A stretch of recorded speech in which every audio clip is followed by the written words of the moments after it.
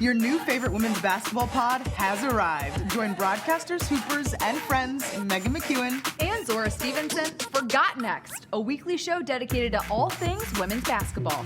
We'll share our power rankings during the college season, get you up to speed on the biggest stories. Of course, we'll tell you who's got next. Think up-and-coming player or team, and you'll hear from players and coaches too. Speaking of players, Zora played at Elon University. And Meghan was a guard at Northwestern.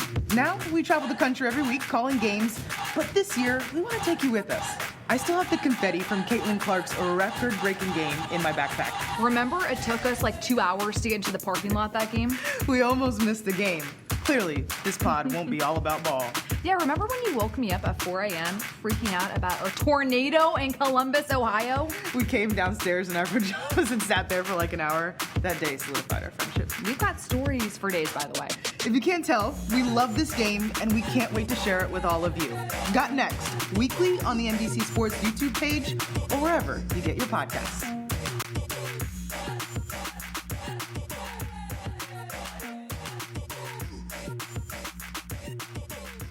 Meghan's jamming. I'm smiling from ear to ear. Welcome in to Got Next, everyone. What started as us just going back and forth, chit-chatting like we always do, is not just an idea anymore. It's a reality with a logo and music. We are so excited. This is all fueled by our love of ball. We've been playing basketball as long as we can remember. Yeah. Are we still playing? Some days. Some days are better than I others. retired to horse only. And now we travel the country talking all about women's basketball. And with the rise of the game right now, we thought, what better time? We are like the friends, everyone sits down, they're like, oh, let's, start a podcast over a couple glasses of wine. And then we actually were able to bring this to fruition. We're so excited that NBC Sports was like, yeah, let's do it, because women's basketball is at a peak right now. And it's so exciting that everybody else is finally realizing how good of a game and a product this is right now, coming off the WNBA season, going into college hoops. We are primed for another big year. Also, shout out to you for matching our set. How cool does this look? And Zora, I mean, she just looks like she came with the set. If you it's can't perfect. tell what my favorite color is, I did like Northwestern. I know. Well, listen, Wildcat, you don't have to convince me purple's a good color. Come on. And we travel the country every single week, covering games. And so this year we're like, let's bring all of our new friends, that would be you all, with us as we break down things. Meghan is going to do power rankings. I'll contribute here and there. We'll share stories of our travels. We've got crazy stories. And we're going to talk to some awesome guests, coaches, players, analysts. And we're kicking everything off with a preview of 5 different conferences. I'm so excited about this, by the way. And it's one of those things where we want everybody who is listening to this, watching this at home, depending on how you're getting your podcast, to feel like the smartest person in the room. Yeah. Women's basketball, there's a lot of teams. There's so many incredible storylines this year. There's so much talent. We want to bring that all to you in a way that's easily digestible. If you're new to the game, join us. And if you've loved it forever, you can join us as well. There's a little bit for everyone. So, Got Next, your new favorite weekly podcast, drop in every Tuesday. Let's do this, friends. Let's do it, girl. We are filming this particular episode at the NBC studios in Stamford, Connecticut, which is the middle of Big East territory. Literally. So let's do some Big East chat and previews for women's basketball in that conference. Meghan, when I say the Big East, who and what comes to mind? UConn. Plain and simple. It's the UConn Huskies once again, a team that went undefeated in Big East play last season, went to the Final Four a season ago. The biggest name, one of 2, Paige Bueckers has returned for her final year in a Connecticut jersey.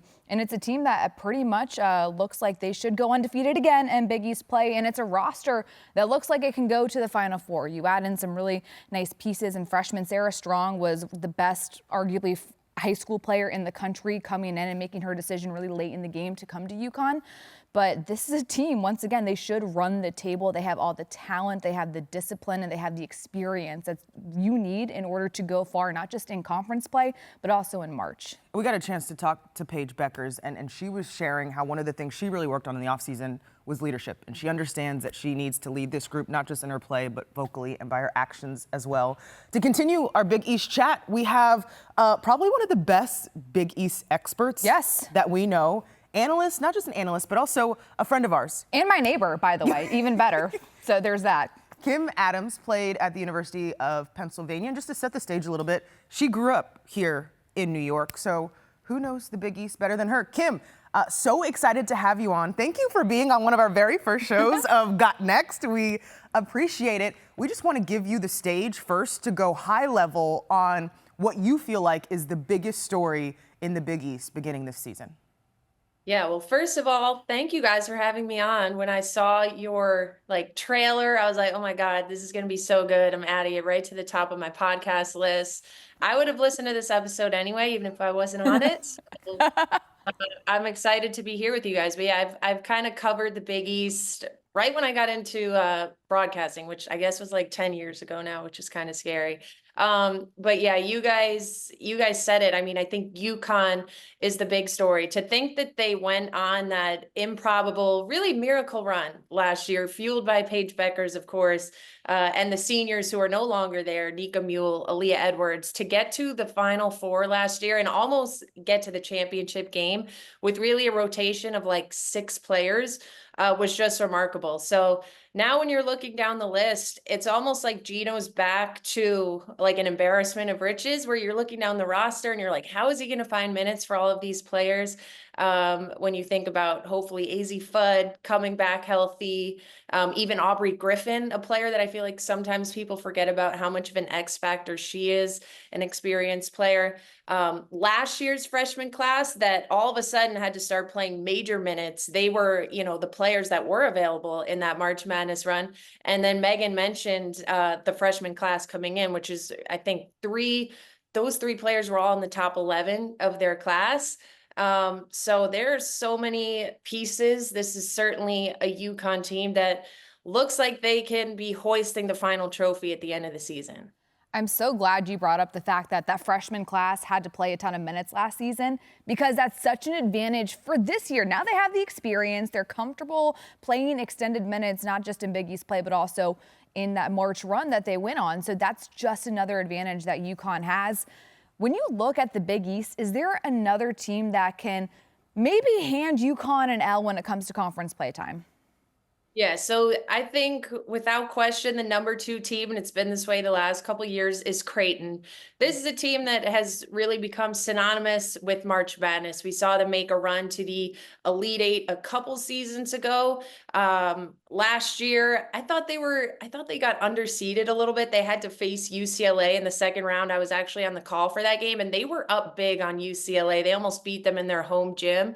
And Creighton is a team who pretty much returned the entire roster from last year, with the exception of their center, Emma Ronsick. She transferred to play with her sister, actually. But they returned some big-time players in Lauren Jensen, Morgan Molly. I think these are 2 players who we could probably hear announced in the WNBA draft in the spring, and a whole bunch of other returners. So this is a group that has played together for years. I love Jim Flannery as a coach. I think the question mark with them is going to be, what do they have on the interior? I know they did bring in a Division II grad transfer who brings some size. So I think, a lot of their success will be kind of based on what they can do on the inside. They have a ton of talent on the perimeter.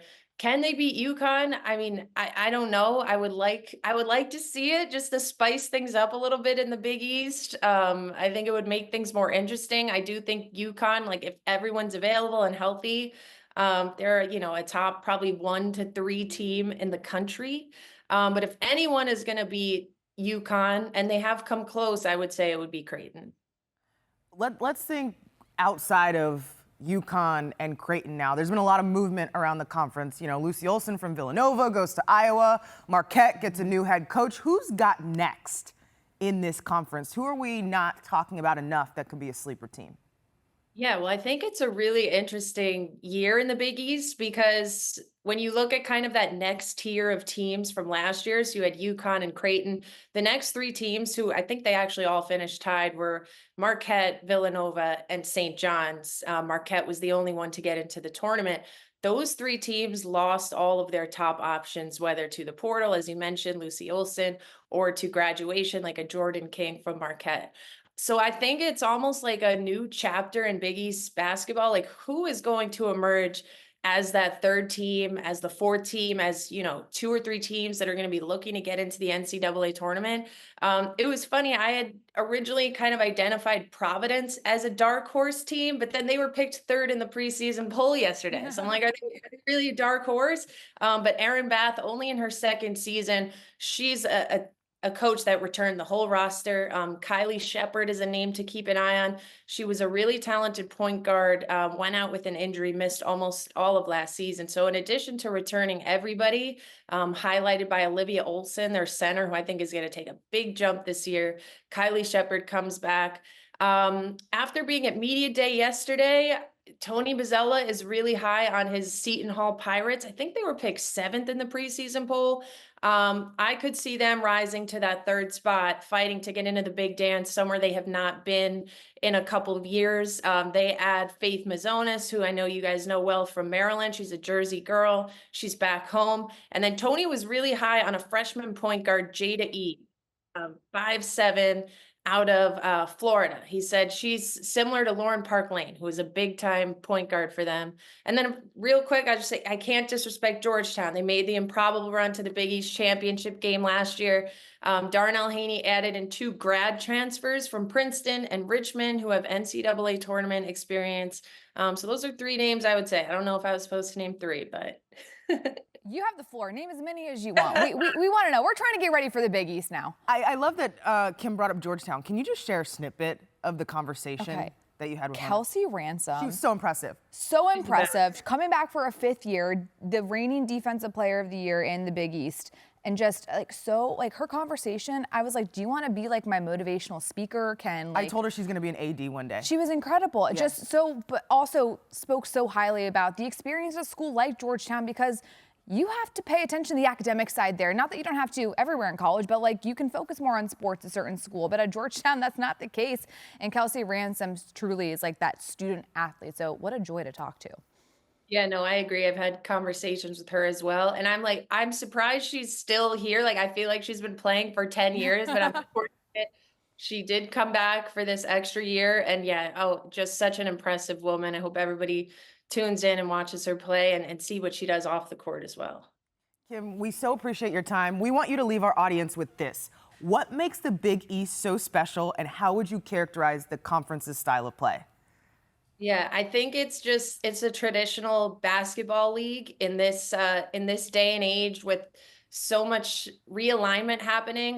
The Big East has been consistent for a while now. I know, there was the old Big East, the new Big East with some new teams like Xavier and Butler in it. But there's nobody going in and out right now.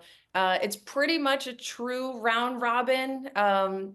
Each team almost plays each other twice. They tweaked it a little bit last year. There's 2 opponents. They only play once, but everybody's playing each other. Everybody knows each other so well. And of course, you've got UConn just kind of leading the charge, going to be a national championship contender. And like I said, I think outside of those top 2 teams, it's up for grabs this year. Come and get it. You want a big dance spot. Do you want to battle UConn and Creighton? I'm excited to see who emerges as kind of those 3rd and 4th teams this year. No better expert to break everything down. I think tradition when I think of the Big East, and of course they had their media day at MSG. I don't think it gets more iconic than that. That's cool. So, thanks, Kim. We appreciate it. I'm sure we're going to have you back to break down more stuff as the season goes on. I can't wait to tune into your podcast all season long.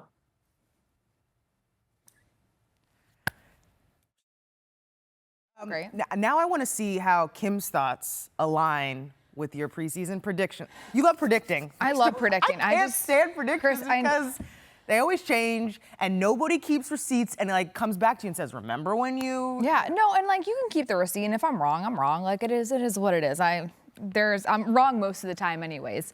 That being said, when you take a look at who's going to win the conference, this is one of the easiest choices. UConn is going to win this conference. Paige Bueckers, talking to her, Zora, at Big East Media Day. Again, such a wonderful player to talk to, get to mind up. She's so cool. The word that comes to mind with Paige. Her transparency, because I asked her how long to learn to do a TikTok dance or learn a TikTok dance. She said it takes about a day, then she sleeps on it to get mental reps, and then she performs, in case you were wondering. But yes, look, UConn, it begins and ends with this conference. Paige Bueckers, could be National Player of the Year, going to likely be Big East Player of the Year. And this is truly a Final Four team. Now, I do want to give an honorable mention to Creighton, by the way, just because of the style of offense they play. They play a motion offense. There's constant movement, cutting, screening, and those players have been together for so long. They run it beautifully.